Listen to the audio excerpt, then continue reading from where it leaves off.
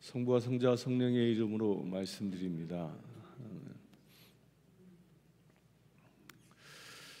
어느 교회 한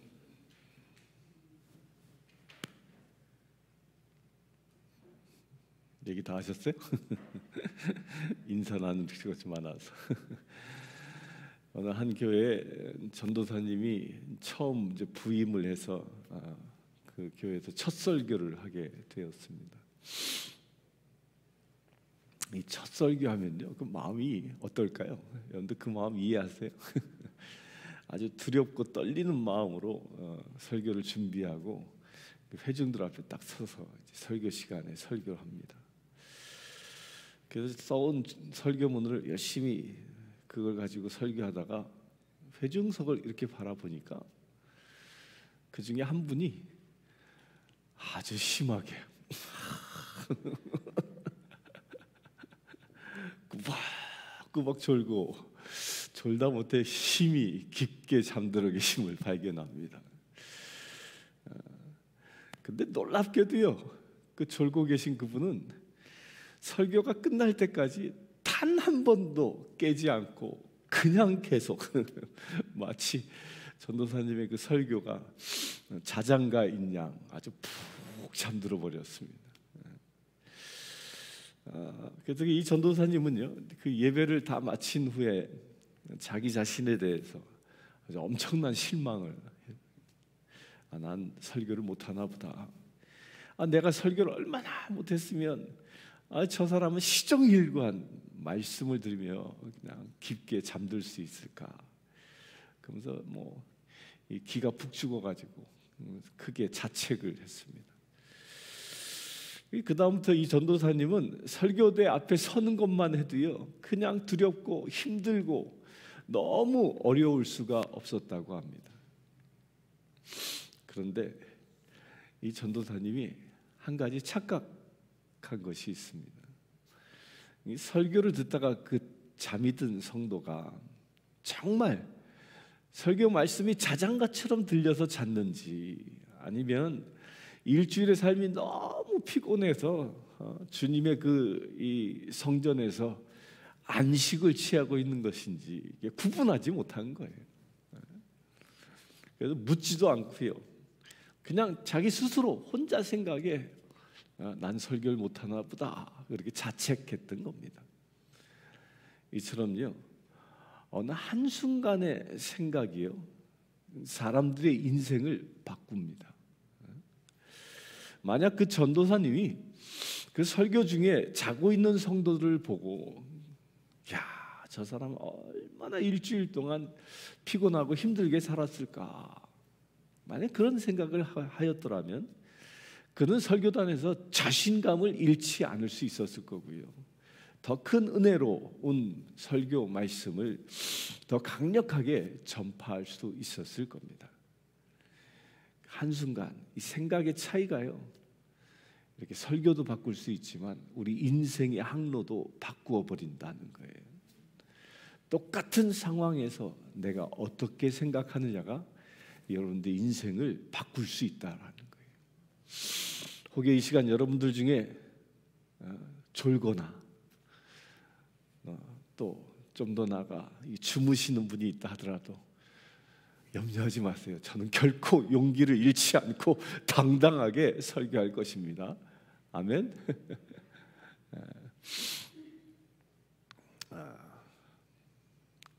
혹여 조시는 분이 있으면, 아유, 한 주간 얼마나 피곤하고 힘들었으면 주일날 예배 드리러 와서 이렇게 주무시고 계실까, 이렇게 생각하고 바라볼 테니까 눈치 보지 마시고 주무시길 바랍니다. 초대교회의 중요한 사건, 아주 획기적인 사건, 그 사건이 무슨 사건이었어요? 우리 지금 계속 사도행전을 보고 있는데 무슨 사건이었죠? 9월 마지막 주에 얘기 나눴는데 안준뱅이가 일어난 사건이었습니다. 이 안준뱅이가 일어난 이 사건은요, 당시에 온 예루살렘을 아주 술렁이게 만들었습니다. 특별히 당대의 그 유대교의 지도자들, 그 종교 지도자들은요, 그냥 술렁인 게 아니라 아연실세 깜짝 놀래버렸습니다. 아니, 어떻게 이런 일이 일어날 수 있는 것일까? 유대인의 법에 의하면요, 율법에 의하면 병든 자가 치유받기 위해서는 제사장에게 와서 제사장으로부터 기름 부음을 받아야, 기도받아야 그 모든 병이 치유될 수 있다라고 그렇게 알고 있었습니다. 그런데 제사장의 손을 거치지 않았고요, 더욱이 한낱 시골 촌뜨기, 한낱 어부였던 그 베드로에 의해서 안진뱅이가 치유된 것입니다. 그 소식을 들은 제사장들은요, 놀래 자빠질 수밖에 없었던 겁니다. 또 제사장들은 그 엄청난 사건 앞에 자신들의 자리가 한순간 흔들릴 수 있다, 이러다 밥줄을 놓치겠네, 그런 위험을 감지하게 된 겁니다. 안진뱅이를 일으켜 세우고 그를 치유한 것은요, 제사장의 권위에 도전하는 그런 행위로 저들은 받아들인 겁니다. 이 때문에 온 제사장들이 베드로와 요한을 가두었다는 그 소식을 듣고요, 그 안진뱅이가 일어난 사건이 도대체 어떻게 된 일이냐, 이것을 따지기 위해서 법정에 사람들이, 그 제사장들이 모여들기 시작했습니다. 대제사장 안나스의 법정에 몰려듭니다. 그리고 베드로와 요한에게 추궁합니다. 얼마나 당시에 이 유대의 지도자들이 놀랬냐 하면요, 당시에 고위급 내노라 하는 아주 굵직굵직한 대제사장들은 다 모였습니다. 안나스, 또 말씀에 의하면 요한, 또 알렉산더, 이런 이 사람들이 다 당시에 대제사장이었어요. 이 대제사장의 그 문중, 그 그룹들이 다 모인 겁니다. 다 참여했습니다. 그 지도자들이 다 모여서 안진뱅이가 일어난 사건의 그 진실을 캐묻기 시작합니다. 그런데 그들이 안진뱅이가 일어난 그 사건을 통하여 그 사건 때문에 베드로와 요한을 잡아 가두었는데, 정작 이 베드로와 요한에게 질문하는 그 내용은요, 조금 이상합니다. 너희가 무슨 권세로 누구의 이름으로 이 일을 행하였느냐? 이게 무슨 얘기예요? 안진뱅이가 일어난 것에 대한 이야기는 전혀 하지 않아요. 이 제사장들은요, 본질을 비꼈습니다. 그 비본질적인 얘기를 하고 있는 거예요.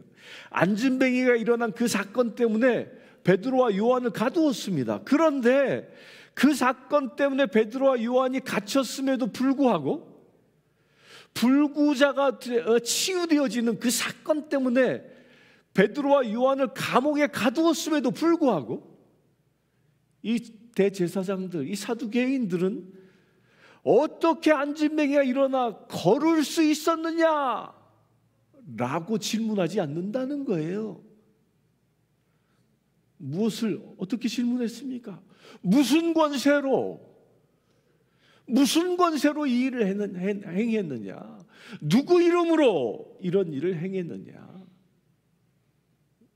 무슨 권세라는 이 말은요, 제사장만이 병자를 치유할 수 있는데, 제사장만이 병자를 위하여 기도할 수 있는데 누가 너에게 그 권세를 주었느냐?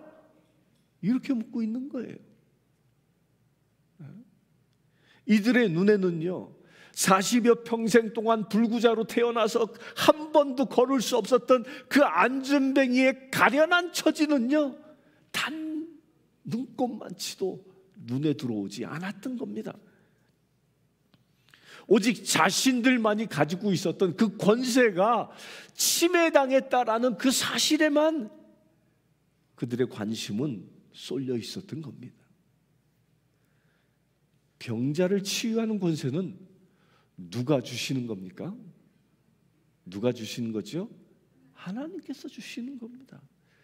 왜 병자를 치유하라고 제사장들에게 그 권세를 주셨겠습니까? 그 병자가 온전히 회복되기를 주님은 바라시기 때문이에요. 하나님께서 처음 창조하신 그 모습은 그 모습으로 사람이 회복되어지기를 주님은 원하셨기에 그 제사장들에게 그 치유의 권세를 주신 것입니다. 그 치유의 권세를 주신 것을 제사장들의 권위를 높이기 위해서 주신 것이 아닙니다. 병자가 치유되어져 그가 온전한 삶을 살게 하기 위하여 하나님께서 허락하신 거예요. 치유의 초점은 어디에 있어요? 치유하는 자에게 있는 게 아니라 치유받는 자에게 있다는 거예요. 그런데 제사장들은 하나님이 주신 그 목적에는 일도 관심을 두지 않습니다. 오직 누구의 이름으로 이 일을 행했느냐, 그것은 중요한 사실이 아니었음에도 불구하고 저들은 누구의 이름으로 이 병자를 치유했느냐, 누구의 권세로 이 병자를 치유했느냐, 이 말이 뭐예요? 내가 해야 하는데 자기들의 권세가 침해당했다는 그것에만 그들은 관심을 둔 거예요.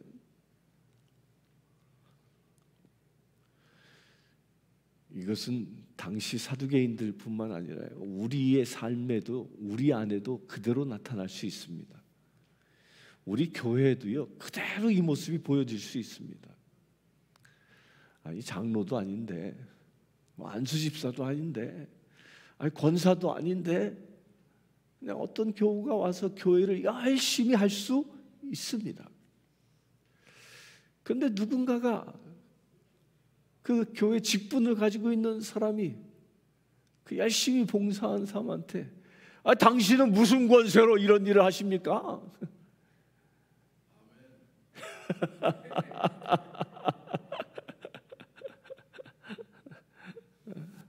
이런 거와 똑같은 거예요.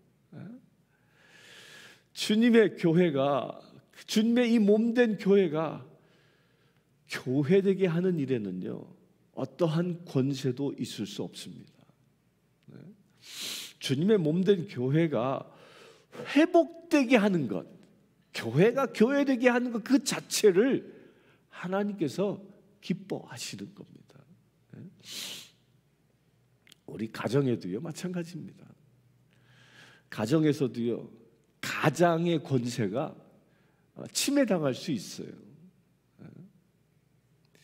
가장된 나와 내 안사람이 상의하지도 않고 어떤 일을 결정할 수 있습니다. 그것은 분명 가정의 화목을 위하여 행한 일임에도 불구하고 가장과 미리 상의하지 않았다는 것 때문에 이 부부간의 갈등이 일어나는 경우를 종종 보지 않습니까? 왜 그런 일들이 생깁니까? 아내된 사람이요, 남편의 그 가장의 권세를 침해당했다고 그 남편이 그렇게 생각이 들면 이런 갈등이 생기는 겁니다. 그가 아내된 자가 행한 일이 아무리 좋고 아름다운 일이라 할지라도요, 그 가장의 권세를 침해했다란 그 사실 하나만으로도 이 부부간의 갈등이 일어나는 게 세상이에요. 곧 우리의 삶 속에서는요, 이 권세 싸움을 놓고 이런 일들이 비일비재하게 일어납니다. 누가 주도권을 잡느냐, 헤게모니 싸움이죠. 어떠한 사람, 어떠한 하나님의 뜻에 의하여 정말 좋은 결실, 선한 결실을 맺는 행위들을 할 때에는, 그럴 때 누구의 권세로 했느냐, 결과에 관계없이 이런 질문을 우리가 종종 한다는 거예요. 누구의 이름으로 했느냐, 누구의 권세로 했느냐. 그런데 이 질문은요, 사실 중요한 것이 아닙니다. 누구의 권세로 행했느냐가 중요한 게 아니라 선한 일을 했느냐, 주님 보시기에 합당한 일을 하고 있느냐, 그 사실이 더 중요하다는 거예요. 어떤 직분을 가지고 행했느냐가 중요한 게 아니라 하나님의 말씀을 행했느냐가 중요하다는 거예요. 사두개인들의 이런 질문에도 사도 베드로는 성령이 가득해서 그 삐딱한 질문을 원래 본질로 회복시켜서 말합니다. 그리고 치유는 예수 그리스도의 이름으로 일어났음을 선포합니다. 나자렛 예수 그리스도의 이름으로 이 사람이 건강하게 되어 너희 앞에 섰느니라. 본질을 얘기합니다.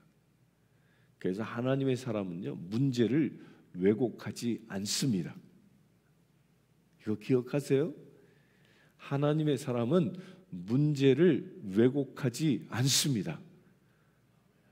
진리만을 선포합니다. 어떠한 상황에 직면했을 때 그 문제를 빙빙 돌려 얘기한다거나 아니면 그 문제에 대하여 답하려 하지 않고 비본질적인 문제로 시비를 건다거나 그렇게 하지 않는다는 거예요.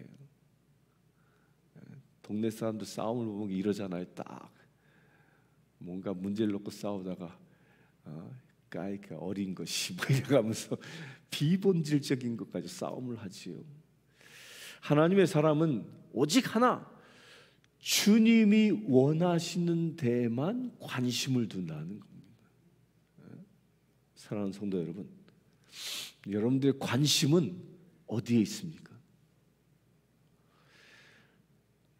형식과 그 외형에 관심을 두고 있습니까? 아니면 진정 하나님께서 나에게 원하시는 그 본질적인 문제에 관심을 두고 있습니까? 그 주님이 나에게 원하시는 그 본질의 문제, 곧 선한 일을 행하고 불구자에게 치유의 능력을 행하고 복음을 전하고 주님의 사랑을 전하는 그 본질의 문제에 여러분들은 관심을 두고 있습니까? 이 시간 모두가 다 그 본질에 관심을 두시길 바랍니다. 주님이 원하는 그 본질의 문제에 그렇다면 우리가 어떻게 관심을 둘 수 있겠습니까? 그 답을 오늘 말씀의 8절 초반에 이렇게 얘기합니다. 사두개인들은 비본질적인 문제를 가지고 문제를 제기했지만 이 베드로는 성령이 충만하여 관리들과 장로들에게 선포했습니다. 성령으로 가득 찬 베드로가 안진뱅이가 일어난 그 사건의 정황을 정확하게 설명했다는 겁니다. 곧 예수 믿는 사람들은요, 우리가 어떻게 주님 보시기에 합당한 일을 하고 주님 보시기에 합당한 말씀을 세상에 전할 수 있겠습니까? 어떻게 해요? 성령 충만입니다. 어떤 사람은 말재주가 뛰어난 사람이 있습니다. 입만 열면 그냥 청산유수처럼 아주 말을 잘합니다. 그런데 정작 그런 분에게 복음을 전하십시오. 복음을 전하십시오. 그러면 꿀먹은 벙어리가 되어버린 사람이 있어요. 왜 그러겠습니까? 왜요? 성령의 인도함을 받지 못했기 때문이에요. 또 어떤 사람은요, 노래방에 가서 마이크만 쥐면 그냥 뭐 얼마나 노래를 잘하는지 그냥 그걸 전문 용어로 뭐라고 얘기하는지 알아요? 기똥차게 노래 잘한다 그래요. 그런데 회중 앞에서 주님을 찬양하라고 하면 억지로 나와도 얼굴이 빨개지고 뭐 찬양하지 못합니다. 영으로 주님을 찬양하지 못합니다. 왜요? 그가 성령의 인도함을 받지 못했기 때문이에요. 또 어떤 사람은요, 사람들과 만나서 개인적인 대화는 잘합니다. 그 사람에게 지루하지 않도록 설명도 잘 알고 대화도 아주 잘 이끌어 나갑니다. 근데 막상 대중 앞에서 기도하십시오라고 얘기하면 얼굴이 붉게지면서 나 기도 못합니다. 뭐 그냥 기도시키면 교회 안 나와. 뭐 이래가면서 말이야. 왜 그럴까요? 왜요? 성령으로 가득하지 못했기 때문이에요. 그렇다면요, 여러분들 성령 충만하다라는 말의 반대말이 뭔지 아세요? 성령 충만의 반대말 뭘까요? 성령 충만한 반대말 딴 거 아니에요. 사탄, 곧 악한 영이 충만한 거예요. 성령 충만하지 않고 악령에 충만한 사람이 있다는 거예요.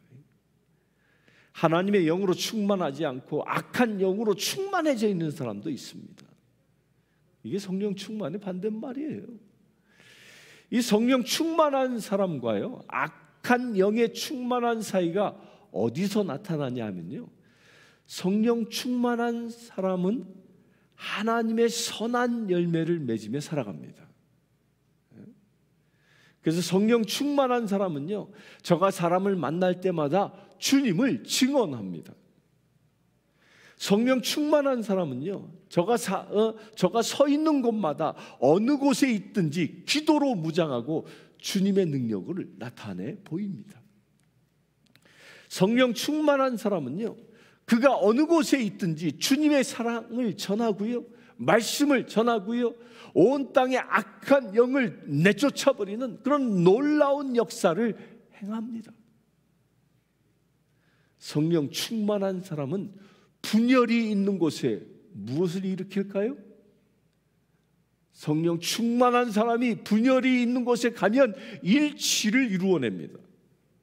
아픔이 있는 곳에 성령 충만한 사람이 가면 무엇이 일어날까요? 위로가 일어납니다. 냉담이 있는 곳에 그가 임하면 무엇이 일어날까요? 사랑이 흘러가게 됩니다. 사랑을 줍니다. 그러나 악한 영이 충만한 사람은 어떻게 될까요? 사랑이 있는 곳에 악한 영이 충만한 사람이 가면요, 사람들을 냉담하게 만들어요. 차디차게 만들어버려요. 일치가 있는 곳에 악한 영이 충만한 사람이 가면 분열을 조장합니다. 갈기갈기 사람들을 찢어놔요. 그냥. 복음을 전하는 곳에 복음을 전하지 못하도록 방해합니다. 나를 희생하고 봉사하는 곳에 오히려 자기 이익만 챙기게끔 만들어버립니다. 온유가 있는 곳에 분노를 일으키고요,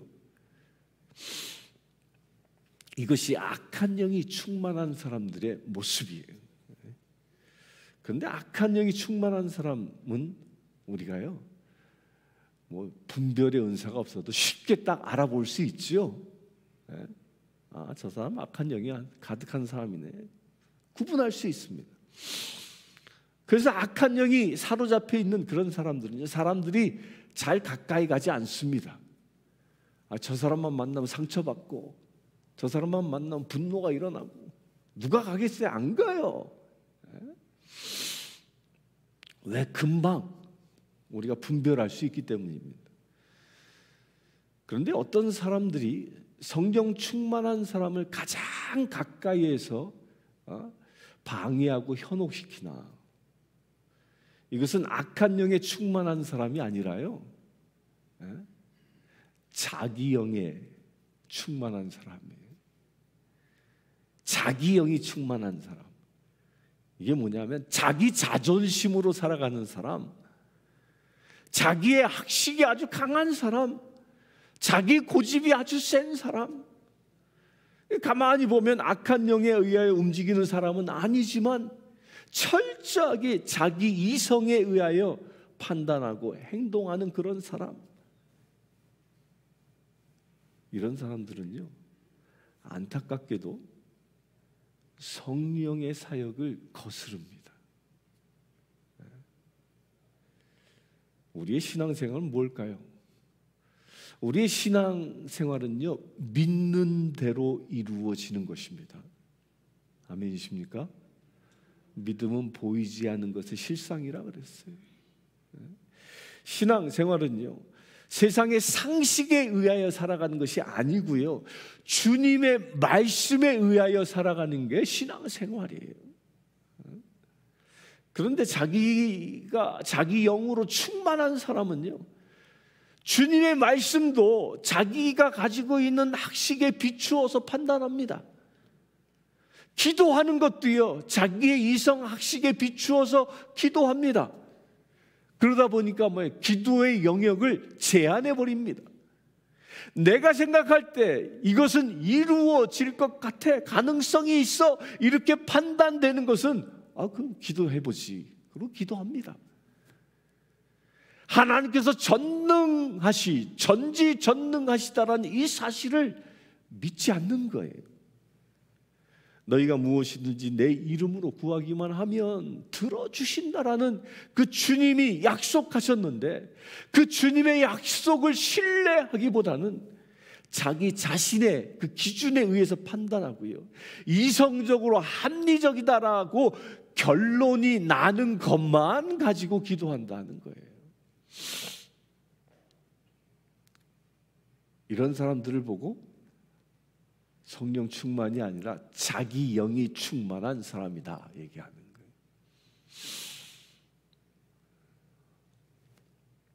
또 자기 영에 충만한 사람은요, 놀랍게도요, 하나님의 역사를 거스르고 방해합니다.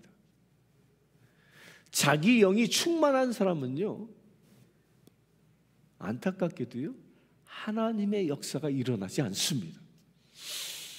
왜냐하면 자기 스스로 하나님의 능력을 제한하기 때문이에요.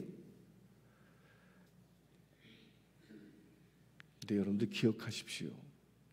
하나님은 나를 제한할 수 있어도 내가 하나님을 제한할 수 없습니다. 아멘이십니까? 우리의 신앙은요, 나의 이성으로는 비록 불가능하고요, 아무것도 할 수 없을 것처럼 보이지만 전지전능하신 분이 나와 함께 하기만 하면, 내가 주님의 영으로, 성령으로 충만하기만 한다면 그 주님의 능력 가운데 이루어질 수 있다라는 이 사실을 믿는 겁니다. 이것이 신앙입니다.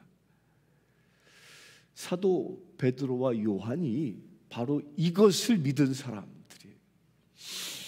제사장들과 사두개인들은요, 태어날 때부터 안진뱅이였던 사람에게는 기름을 바르고 치우긴도 한다 하더라도 그는 일어날 수 없어, 이런 이성적인 생각을 했던 사람들이에요. 다리가 부러져서 시간이 지나면 일어설 수 있는 사람이라면 기도할 수 있지만, 아니 태어날 때부터 다리가 구부러지고 불구로 태어난 그런 사람에게 아무리 기름을 바르고 기도한다고 해도 어떻게 나을 수 있겠어? 이렇게 생각한 사람들이 누구라고요? 제사장들이었어요. 이게 자기 영에 충만한 사람. 이것이 바로 자기 이성으로 하나님의 능력을 제한해버린 거예요. 그러나 사도 베드로와 요한은요, 그 자기 자신의 이성을 뛰어넘었던 것입니다.